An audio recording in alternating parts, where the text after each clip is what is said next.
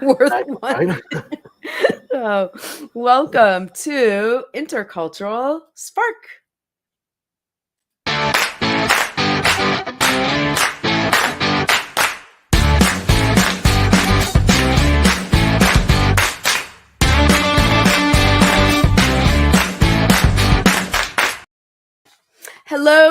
Hello, and welcome to Intercultural Spark, that show about cool people sparking change in the world through purpose-centered businesses. Our guest today is author and entrepreneur Ed Norwood. He is the author of Be a Giant Killer, Overcoming Your Everyday Goliaths. I'm your host, Deanna Schaas, the founder of Intercultural Talk, where anthropology meets marketing and communications. As always, welcome to everyone who's watching. If you're watching live, hello, and we welcome you to say hello and leave comments, ask questions in the comments during the show, or after the fact. We're also delighted that you're here. As always, we start our show with the flash exercise. So the flash exercise is a bit of interpretive aerobics. What that means is it is an exercise that relates to the theme of our show. Why an exercise? One, because I like the drama of turning into, I feel like I need a telephone booth to turn into an aerobics instructor. And also because it is noon, and if you haven't gotten up from your desk so far today, your back is going to kill you, and it's not right. So today's exercise, I'm going to show you, then we'll bring Ed on and invite him to join with us. So it's twofold. It is a pectoral strengthening exercise and a pectoral stretch. For pectoral strengthening, I'm going to ask you to, let me make sure you can see everything here. So scooch back from your desk, brace your core always, bring your hands together, bring your elbows up to shoulder height. And now what I want you to do is push your hands together and feel, keep your shoulders down. As you push your hands together, feel that isometric, which means the muscle's not lengthening, but that isometric strengthening exercise right across your chest. Now, to turn that into a chest stretch, what I want you to do is take your hands behind you. You can start to modify. I'm going to come so I'm in screen. You can start almost like you have a beach ball. Take that beach ball behind you. If it's comfortable, clasp your hands. Oh, feel that great stretch. And now if we wanted to make this a mirror image of our front exercise, bring your hands together into that clasp and bring them up behind you. So behind you, you've got your hands together and up. In the front, you've got an amazing stretch across your pectorals as well as through your shoulders. All right, Ed Norwood, are you ready to try our interpretive exercise of the day? I'm ready to try it. I'm ready. All right, let's do it. All right, so we got strengthening right here. Mm-hmm. Can you feel that? Bring your elbows up. Yep, and shoulders down. And now when you squeeze your hands together, you should feel that strengthening right across your pectorals. Yes? I can feel my arm shaking, but go ahead. Okay, yes. Perfect. So there. And now take it behind you, either holding the beach ball, or if you're flexible enough, go ahead and just turn that upside down and get that hands behind you. Okay. Same exercise you did in front, behind. You are Elastic Girl from The Incredibles. I am a little bit flexible. I cannot make my hands look like they were in the front and the back. I've got to work on that. I got to work on it. Basic modification for that, because what you're trying to do, when we sit at our desks, we tend to like slouch like this. Yeah, so actually the easiest modification to that is thumbs up, like, hey, ta-da, thumbs up, man. And then just come back like that. Mm-hmm. So shoulder blades are pinching, drop your shoulders. There you go. Everybody should do this like at least once an hour, because otherwise you're going to stand up and you're just going to be slouchy all day. And if you're going to be a giant killer, you can't be slouching, right? I guess you can't be a chair giant killer. Okay. Right, there you go. It's funny when I read the title, Be a Giant Killer. So first I'm like, be a giant killer, like I'm big, I'm a giant. But then I realized, of course, it's be a giant killer. Kill those giants that are overtaking your life. Can you, and your family has a doozy. Can you just give context for us in terms of when you wrote the book, but what did those giants look like in your own family? Yeah, I wrote Be a Giant Killer to help readers face giants in their family history and overcome the past traumas, the mistakes, the shame, to accomplish the wildest dreams in their heart, to possess what's on the other side of the walls and the fears that we create in life. And so the purpose of it was to inspire survivors.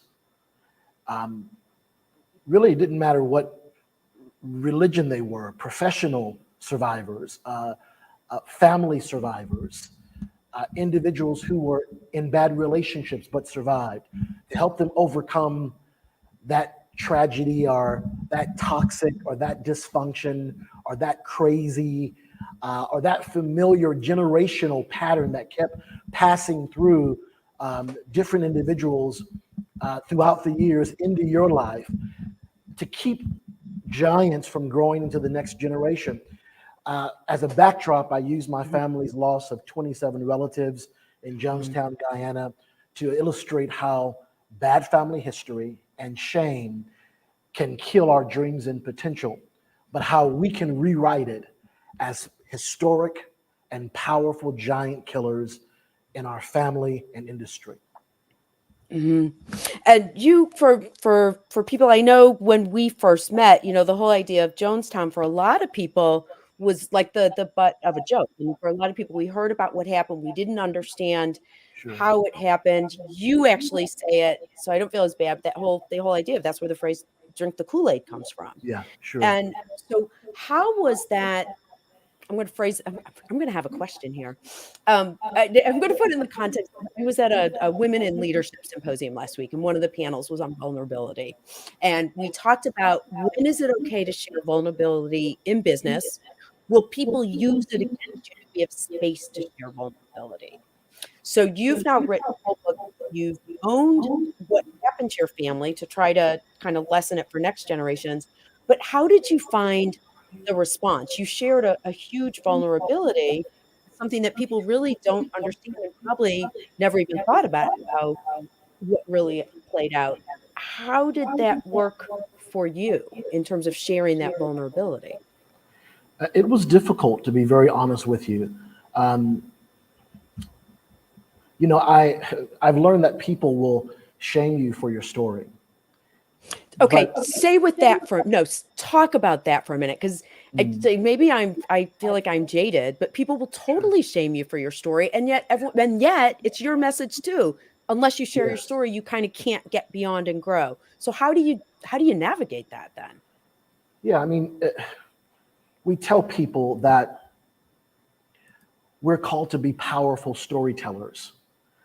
We want to transform fact tellers into storytellers. And, a fact teller can tell you an intellectual response, but not connect it to their story. A story normally comprises of a character, a setting, a plot, a conflict, a resolution. And there are other things that you can add to a story, themes and morals and symbolism, points of view, perspective. But stories define and often refine us.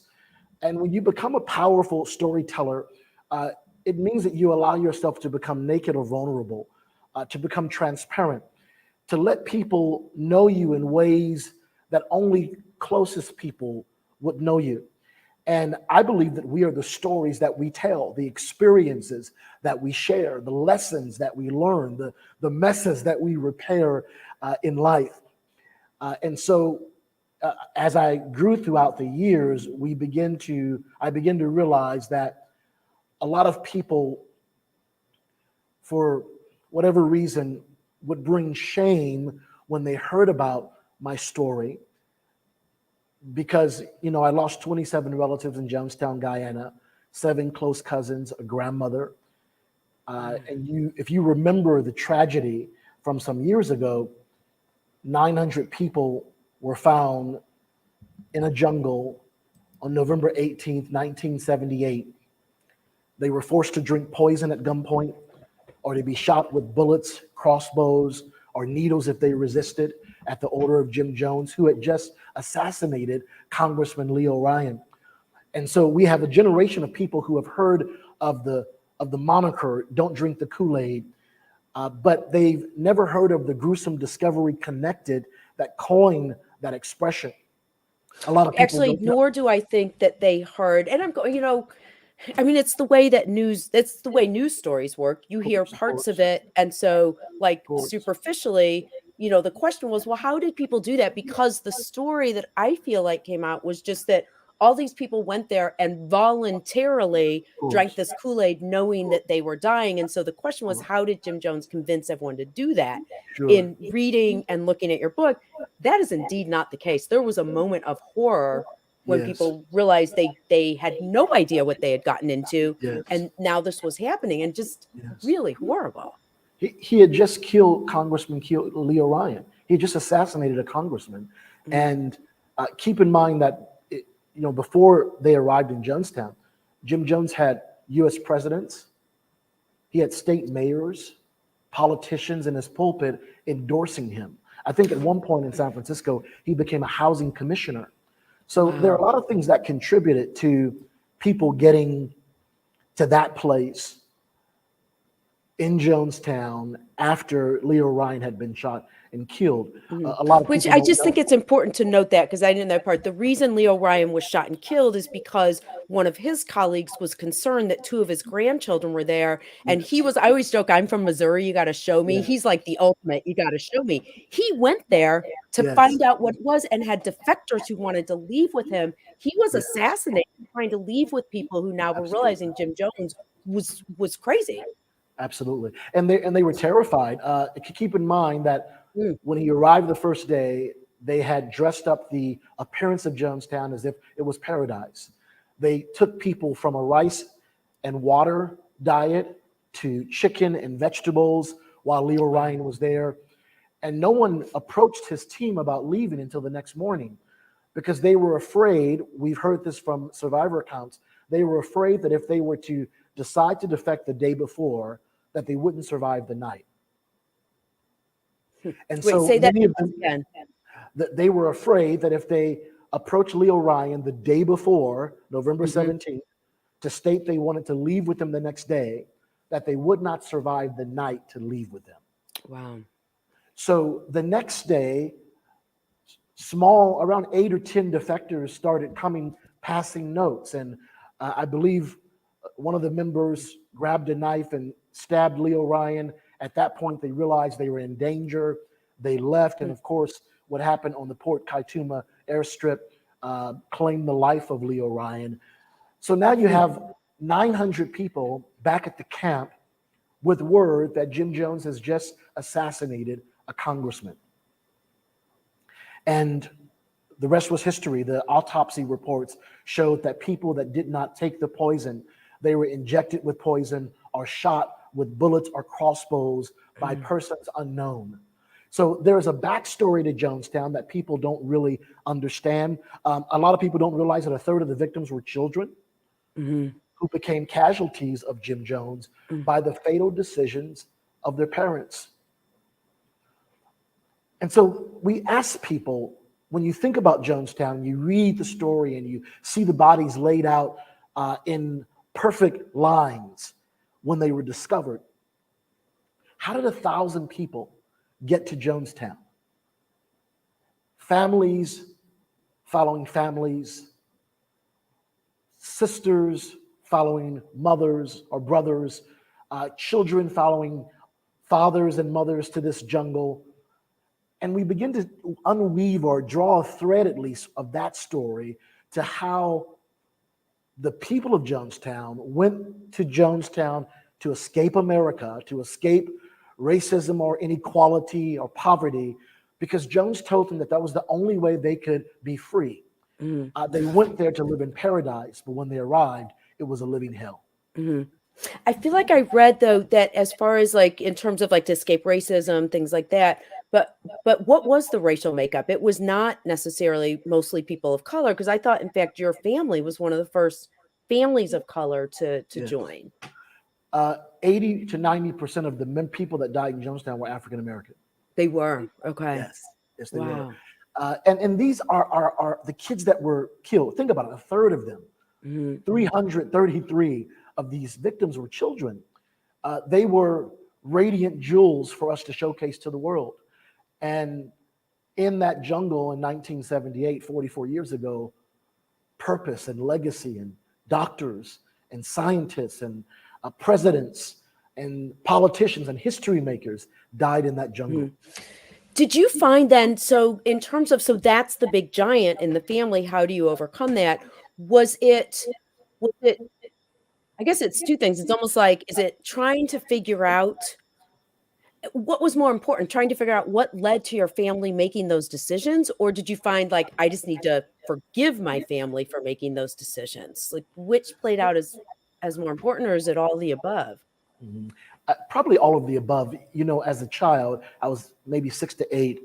My Mhm. mom traveled for ministry, and I was taken to People's Temple by my grandmother and great grandmother when she was out of town. And my mom explicitly stated, don't take him to the People's Temple, because she began to have dreams that Jim Jones was going to kill our family in a jungle. And so she gave them explicit instructions. They did not follow those instructions. It led to physical tug of wars, of her pulling me out of People's Temple when she came off the road. And, you know, I tell people that the stories that have really refined or shaped my life from Jonestown truly are how we underestimate the power of family history. My cousins' lives, my 7 who I was very close with, they were kidnapped to Jonestown. My mom had also saw in a dream that Jones would kidnap a lot of our kids, so she came off the road and hid me in a suburb of San Francisco called Daly City. I survived that kidnapping plot because of her obedience to that dream. Wow. So you feel like you would have been kidnapped if she hadn't thought that? Absolutely. So Absolutely. here's something, you're gonna laugh. No, you're not gonna laugh. I found this interesting. So when you and I were talking, you told me the story. You told me the entire thing of Jonestown and how horrible that is, and then you told me about your mom's visions. And of your entire story, I'm only laughing, as what actually struck me was this idea about like the ideas I have about people who have visions. Like that was actually the part that struck me, because and probably because, again, being a person, being a person of color, I think of my husband's Brazilian, and there's the whole Macumba religion. Like there's religions where people have visions. I was actually struck by that, on what that means in terms of her belief and her system of being a person who sees visions. Sure. Is it, I guess I'm just curious, like, is that even the right question? Is that something that runs in families? Like how do you feel about the idea of visions and people who have visions? There's a great scripture I love, and I'm forgetting where it's at, but it says, warning comes before destruction. And my mom has had a prophetic gift in her life for years. It's very profound. It's very accurate.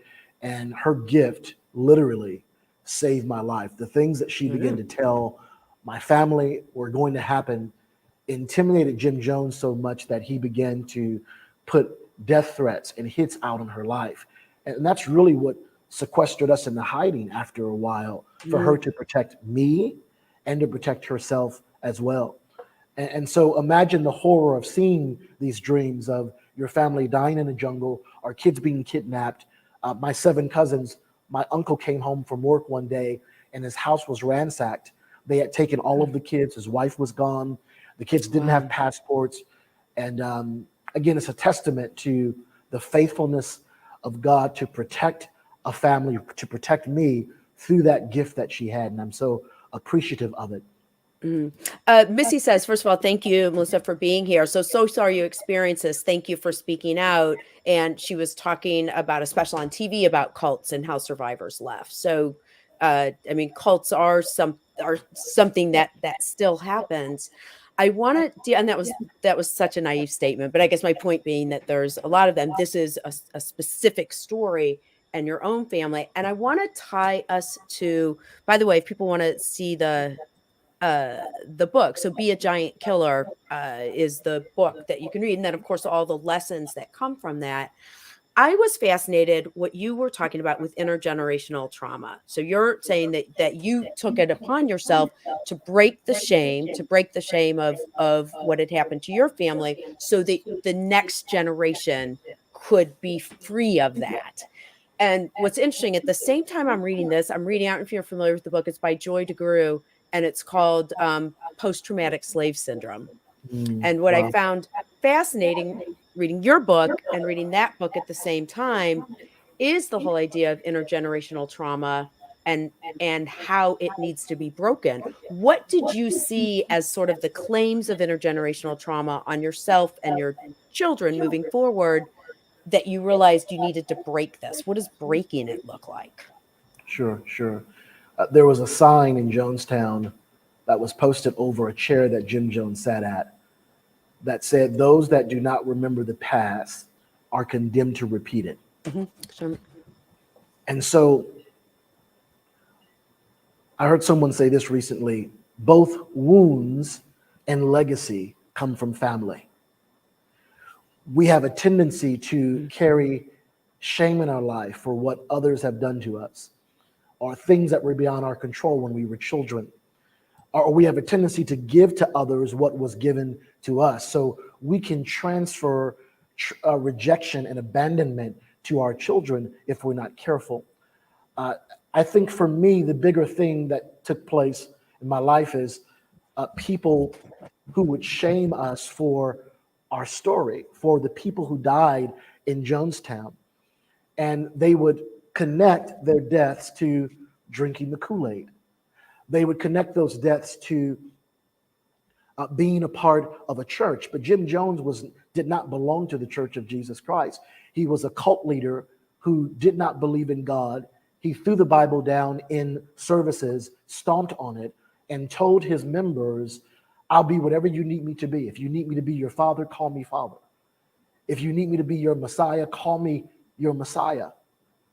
And so people would bring shame on our story by the moniker "Don't Drink the Kool-Aid," or by what took place in Jonestown. But I've learned that we don't have to drink at the same well of our ancestors and our past. We can break cycles.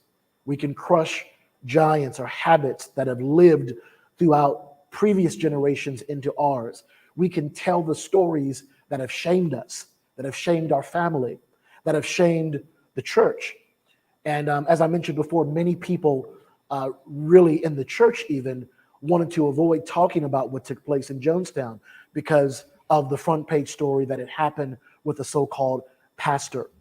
And so in the entire season of going through this, I have written in my own story that while we can be ashamed of mistakes that have occurred in our past or our family history, we don't have to live in that shame. Shame always tries to mar the image of God that we were created in. And we built the book, and I built it, writing it with the intention of freeing people from shame that kills dreams, that kills your voice, that attacks your self-being and your worth, that keeps you from pursuing your calling and creating this relentless performance mentality that says you can never rest. You know, I have a question for you because you're part of a large family, and not only just you, but it's not just your story. There's a lot of people in your family whose story this is. How do you navigate? And I'm thinking particularly in generational stuff, because past generations, it was more common. Like this whole thing of sharing everything is more a current trend, I think, because you can, social media and things like that. How do you navigate what to tell and what not? What's your story? What's someone else's story? And I'm sure you had family members who were like, don't share our family business. How did you figure out what to claim that was yours and what you were allowed to say about others in this process? That's very difficult because there's some things that happened to me that were very difficult for individuals in my family to hear or read because it involved me telling stories like when I was a kid, I went into people's temple and there was a little boy who had broken a young girl's leg. And as a punishment, Jim Jones built a boxing ring and commanded an 8-year-old boy to pummel this 5-year-old boy into unconsciousness. Oh my God. While many people cheered and many stood and watched in horror. because I shared stories like when my grandma left for Jonestown. Before she left, it was on the heels of a really bad argument she had with one of her children. And I was there and I saw the milk cartons fly and I saw the physical altercation. And I remember going to her room that night, hugging her while she was packing a suitcase to a place that she would go to and I'd never see her again. Mm-hmm. And so it's tough because the stories that we often tell, if you were a part of that story, it might come out different from you than it comes out from me. Mm-hmm. And so that was a very difficult thing. I appreciate you asking that question. It was a difficult season of me getting through trying to write this particular book. But really my intention was this. I've learned that while we can be ashamed and lived scarred by past mistakes, we should never live stained or labeled by them. I've learned that our history and our hurts and our insecurities can produce lifelong triggers. And sometimes we find ourselves reacting to people in our present when we're really responding to people from our past who did not listen to us, who did not validate us, who hurt us. Whenever there's an unresolved trauma or hurt, it's intrinsic in our human nature to preemptively react to people before history repeats itself. And so I wrote the book to help people identify those cycles that they go through. And I'm one of them. I'm no different at all whatsoever. When my kids were growing up, I was a helicopter parent. And when I was raised in my teenage years after Jonestown, my mom traveled a lot. So I was in the home 14 to 18 raising myself. If I didn't feel like going to school, I had to will myself to go to school. If I was watching television late at night, I had to tell myself, stop watching television. It's time to do your homework. If I wasn't feeling well, I had to make myself chicken soup. In high school, I had a columnist called Dear Ed, like Dear Abby. And here I was, the 16-year-old kid trying to inspire courage with the courage I needed to show up every single day. And so when my kids were growing up, while I was a great encourager, I was not a great comforter. I could encourage them to accomplish great things if they were going through adversity. But if they had a big test or big game and they couldn't make it because they were sick, rarely did I say to them, hey, I know you've studied really hard for this game or this test, and it must devastate you that you can't go tomorrow. How are you getting through that? And over the course of time, I realized that I packed some baggage for my children that I now have a responsibility to unpack. Yeah. In other words, to go backwards and tell them, hey, to my daughter, when you were in that track meet and you came up lame and you were limping towards the finish line, I made you feel like a failure. I made you feel like you faked that injury, and that was wrong of me. That was prideful. That was angry. I should have picked you up, and I should have comforted you in that moment where you were so embarrassed not reaching the finish line. And I'm sorry. How can you forgive me? That's so funny. I just wrote an article this morning about thought bubbles, and I feel like the thought bubble was just so visible of the exact moment that I can think of with my son. And what I love about that is that you're feeling like you can just go back, that you don't, that with those moments of regret are things that you wish you had done differently. It sounds like you're saying, we'll just go back and, I mean, not go back, but actually bring that moment up and say what you wish you would have done. And I can't believe we're literally at our time. And I have one more quick question, and then I want to do our exercise.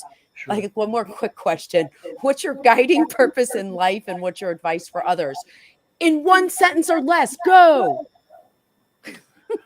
Well, don't underestimate your family history. We have a profound impact to change the next generation by changing ourselves.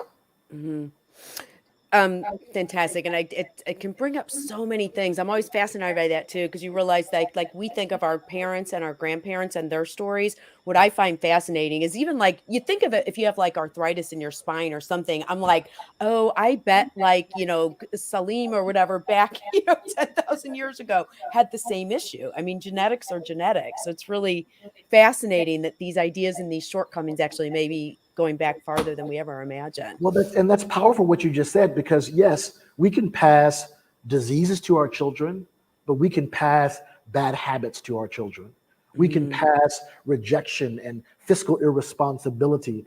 80 to 90% of how our kids observe things takes place by the age of 5 or 6. And so we have to be careful because they're always watching us. But here's the great news. We're always making family history. No matter what's happened in the past, we can change our family history and our destiny and our legacy by decisions we make today that are different than our predecessors.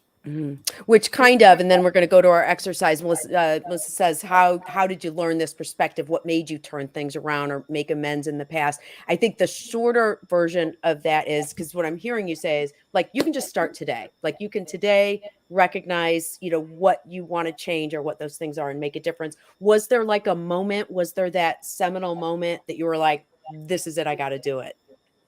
Yeah, I mean, I knew that my kids were carrying things from their childhood into their adulthood because I was carrying things from my childhood into my adulthood. There were some things that I needed to hear from my mother and my father that I never heard before.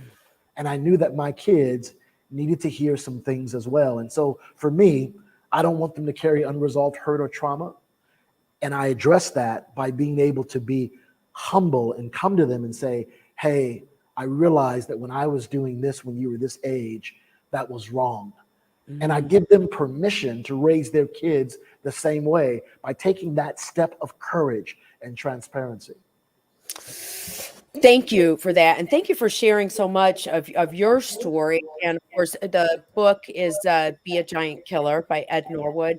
Ed, our flash exercise was, we did a pectoral exercise today. So again, for your, we did both sides of it. We did the strengthening exercise, isometric there, and then the behind exercise. Why did I choose this exercise for you? Well, I think that this reminds me of how whenever we want to produce, and this might be a different reason, but it reminds me that whenever we want to produce change in our life, we have to push against our family history. And oh my God, that's exactly it. God, it's brilliant. That is fantastic. Oh, I love that. And only by pushing against our family history to produce change do we become powerful giant killers and change the trajectory of things. And so I appreciate this exercise. My arms are still shaking by doing it. And I got to figure out how to do that one behind me. Because, well, again, start with the beach ball. So just start with the beach ball, or just remember, actually, I always have to do this. Start like this, start with the, and then go like that. So start there. I love your interpretation, is absolutely fabulous. That was it. Or I also, which people would know, you would know if you read the book, there's also you're very spiritual. So there's a deep religious connection to the work that you do. So there is something to be said for the hands in prayer pose. But yeah, I do think there's that idea of really pushing against what you want to change. That change can start small. This is an isometric exercise, which means it's very small, but also you need to look at things from all angles, hence the same exercise from the other side. And you've got to open yourself up to the world of possibility that there can be change. I love that. How do people not understand how deep aerobics is? I don't know. That was so much fun. I'm literally sweating over here by that exercise. So thank you for my morning workout. I appreciate that. Absolutely. And that is good. If anyone's been sitting, now it's been 30 minutes. It's time to do the exercise again for sure. Ed Norwood, thank you so much for joining us. If people want to find you, they can find you at ednorwood.com, or it sounds like LinkedIn is a great place to connect with you. Thank you so much for being a guest on Intercultural Spark. And thank you to everyone watching live. Melissa, good to see you. And everyone watching live and after the fact as well. Thanks so much. Thank you.